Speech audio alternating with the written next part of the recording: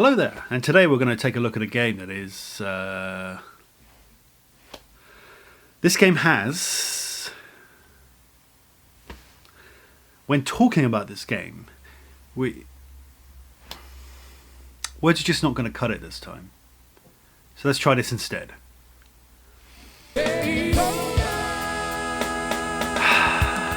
I say more?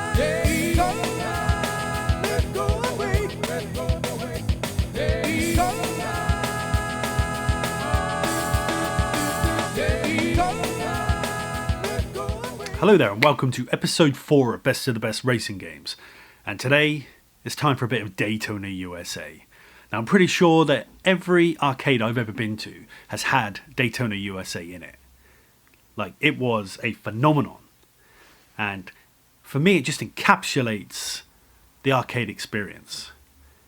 It's loud, colourful, thrilling and fun.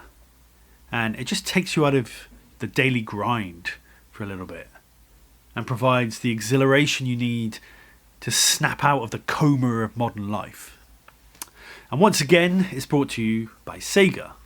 Now, some of you may be watching these videos thinking that maybe I'm a little bit biased towards Sega, and you'd be 100% right. I am.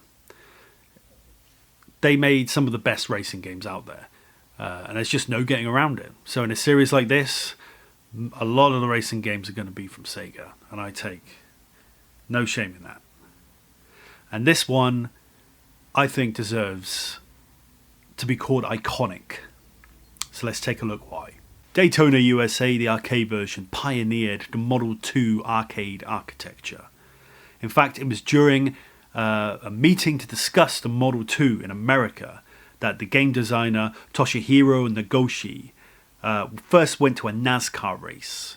And this was the main inspiration behind Daytona USA. Upon returning to Japan, he got a development team together and they started using for the very first time the Model 2 arcade board to create Daytona USA. He and his team bought and drove tons of racing cars. They played tons of racing games. And they watched the film Days of Thunder multiple times to draw experience and inspiration for the game. They had a co-producer by the name of Yu Suzuki, who crops up again because he's a genius, and all of the team worked tremendously hard to bring a solid game to the table.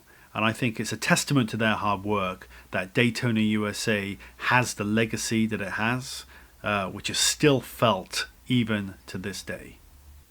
As an arcade game, Daytona USA took the world by storm, and you'll still find it across the world in the barren wastelands of modern arcades. The cabinet experience of this game was intense. You had speakers pummeling your eardrums, you had force feedback on the steering wheel, and you had multiple cabinets where you could challenge, all of your friends and family. It was a pretty good time, and I can safely say that I've not had a better arcade experience than Daytona USA. And the handling of the car, the music, the visuals, everything is just right, just the way it should be. So that's the arcade version. So what are we talking about in this video? Well, there's no denying that Daytona USA, the arcade version, is amazing. Now we're going to take a look at some of the console versions of Daytona USA. And I'm just going to warn you now that some are better than others. But generally, the console versions are okay. But just be ready, just be prepared. So first up is Daytona USA on the Sega Saturn, a launch title from 1995. Everyone was pretty excited about this game. Having played Daytona USA in the arcade, you've got a new 32-bit machine coming out. You're like, what can it do? Can it recreate the arcade experience at home? Well, let's have a look, shall we? First off though, let's just have a quick look at the box, because pretty nice, in line with the arcade artwork. It's got that CGI look again, but still quite stylized. You know, it's kind of iconic, this, you know. So, we just take a look at the box inside.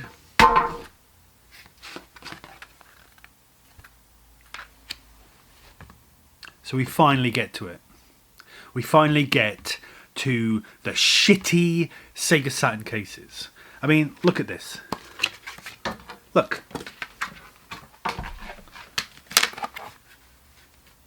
I just remembered, I don't keep my CD in here because the damn thing is broken and will fall out and scratch all the time. Man.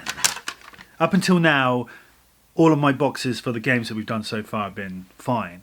But they are the exception, not the rule.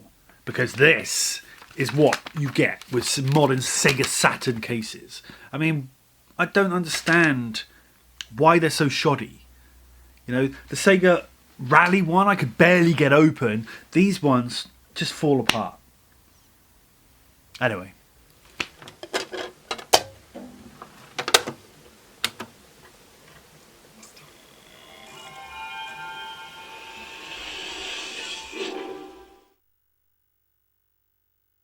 Please select a race course.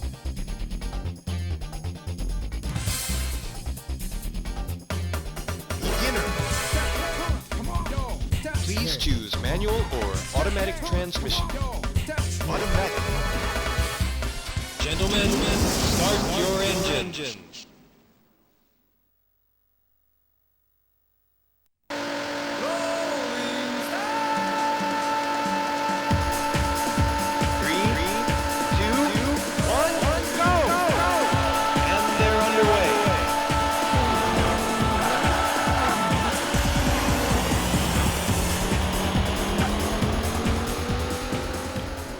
So those last few seconds of sounds and images pretty much define my childhood.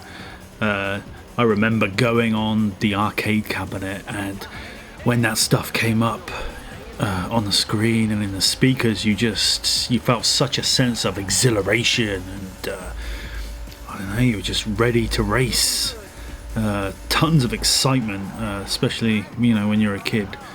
And I think it even translates when you're playing this game. Right off the bat, you can see here that in order to get this game to run on the Saturn, they had to downscale a lot of stuff. It's pretty obvious that textures were downscaled and resolution was downscaled, and transparencies are now mesh transparencies. The fatal weakness of the Saturn. The frame rate, I mean, it's not 30. I don't think it's even 20. It's probably 20 sometimes and below 20 most of the time. It's letterboxed on the top and bottom, and let's not even talk about the pop-in, which is just insane. I mean, I understand that, you know, they had to do what was necessary to get this game to run, and they were just getting used to the architecture of the Saturn. But I mean, the pop-in in this game is insane. Absolutely insane. And I mean, you got to question if it's acceptable for a mainstream Sega release title to have this kind of pop-in. It's just not acceptable on any level, and if any other company do it, they'd be ridiculed. So it definitely has that going against it.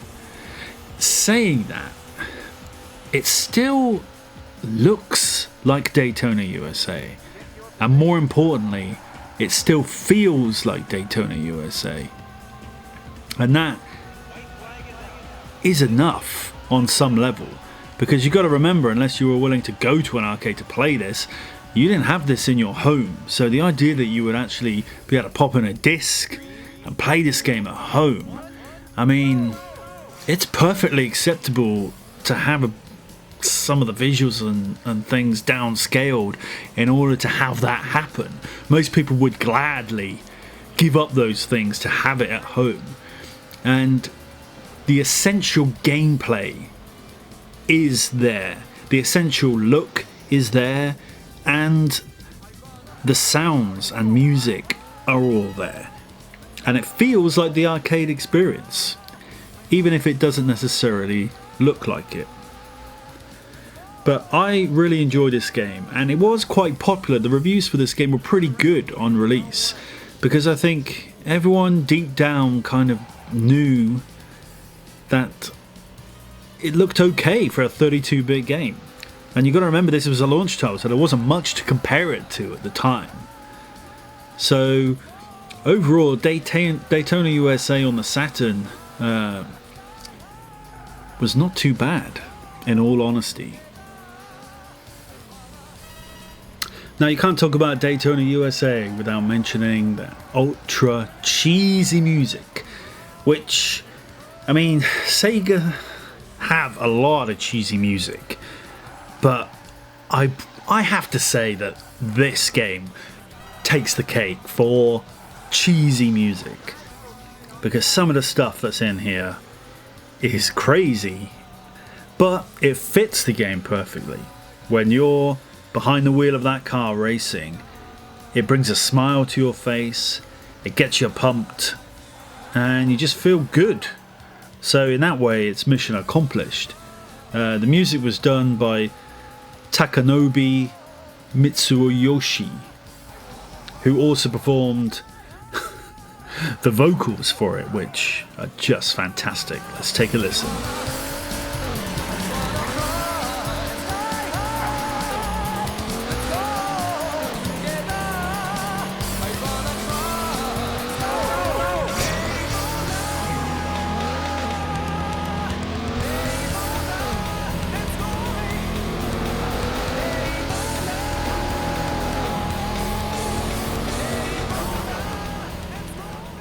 Now, as with a lot of early Sega Saturn titles, like some which we've covered in this series, content is lacking again, because this is based on an arcade game, and arcade games are pretty simple.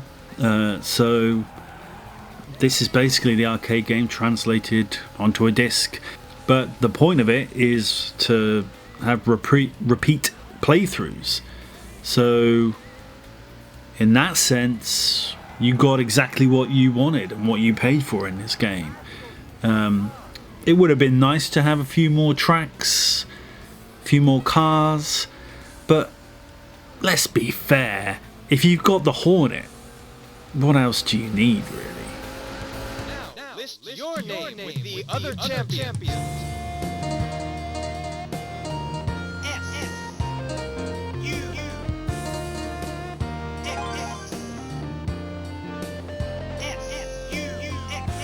So now we take a look at Daytona USA Championship Circuit Edition, whatever the hell that means.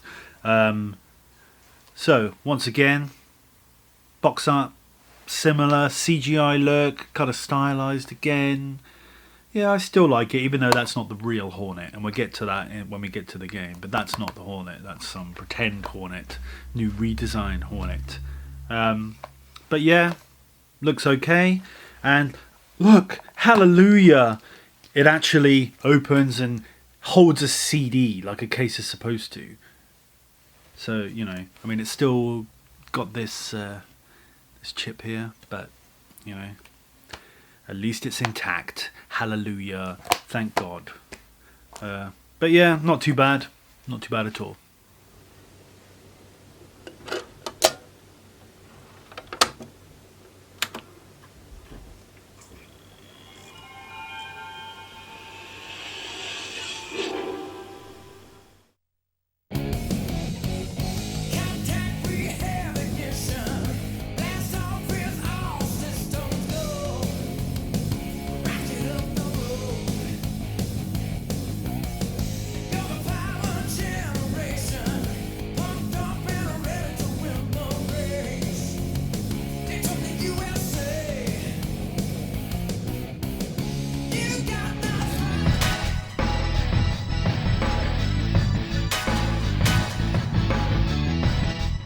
Gentlemen, start your engine.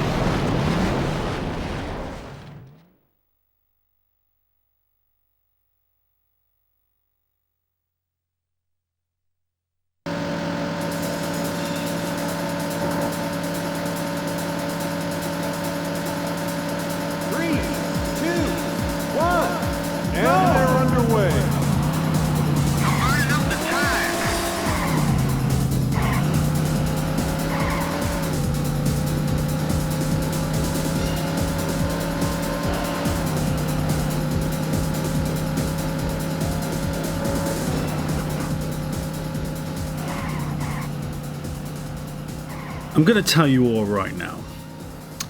I really don't think much of this game. I think they addressed a lot of the problems in the previous Daytona USA. The textures on some things look a lot better. The frame rate, definitely better. You're talking 30 frames per second, so that's good.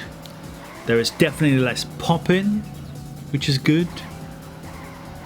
However, this game just doesn't feel right to me. And also, I don't think it looks right either. You remember me mentioning when we were looking at the box that the main car in the game is not the real Hornet. Now, I've heard that you can unlock the real Hornet, but I mean, I don't want to play this game that much in order to get it. What you're racing with here is not the Hornet, and it doesn't feel like the Hornet either. And the way this car handles, it's just not right. And for all its improvements, I honestly don't think it looks that much better. I think Daytona USA, the original, looks better than this. I mean, that's my humble opinion, but I just can't put my finger on it. That car looks like dog shit to me. I mean, I think maybe the surroundings look better. Definitely better texture work on the surroundings, but overall, I don't think that car looks very good. Call me petty, but it's important to me. I think if you're playing a Daytona USA game, it's important to love the car that you're driving, and I really don't like this car. Overall, the game is faster, but like I said, I just don't get the impression that I'm playing Daytona USA. I'm pretty sure the guys who handled the Sega Rally port for the Sega Saturn were in charge of this one, and maybe they just tweaked it a little bit too far. That's my 2 cents on it. It's not bad. I do play it from time to time just to compare it to the others, but for me it's not the definitive Daytona USA game.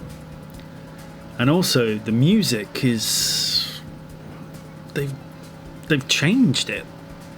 It's not bad, but you know, you come to expect certain types of music in your Daytona USA games, and you just don't hear any of those classic tunes when you're playing this game, which is a little bit disappointing.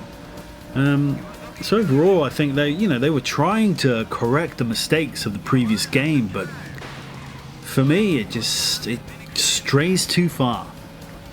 And I'd much rather play the first Daytona USA. Also, on the plus side for this game, there are a lot more cars that you can drive, which is good. That have different stats on handling and max speed, acceleration, and all these things. So it is good to add a little bit more content and variety to the game. I give them full kudos for that. Also, you get a number of new tracks as well, which is also a welcome change. The tracks are pretty good and in line with what you would expect from a Daytona USA game.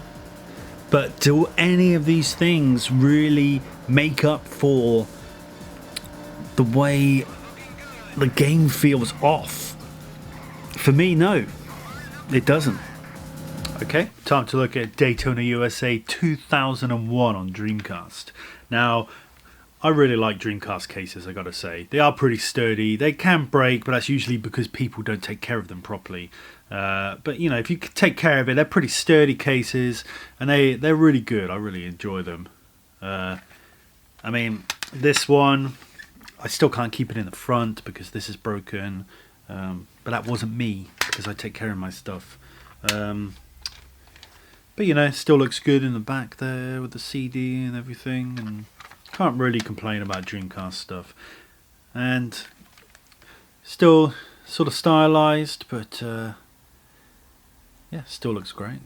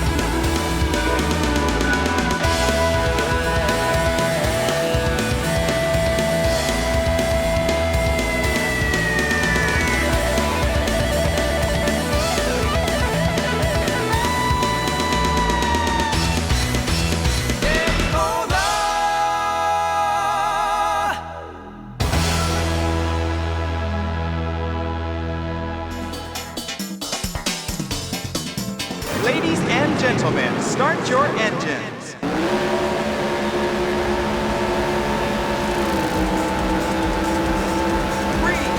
2, 1, go!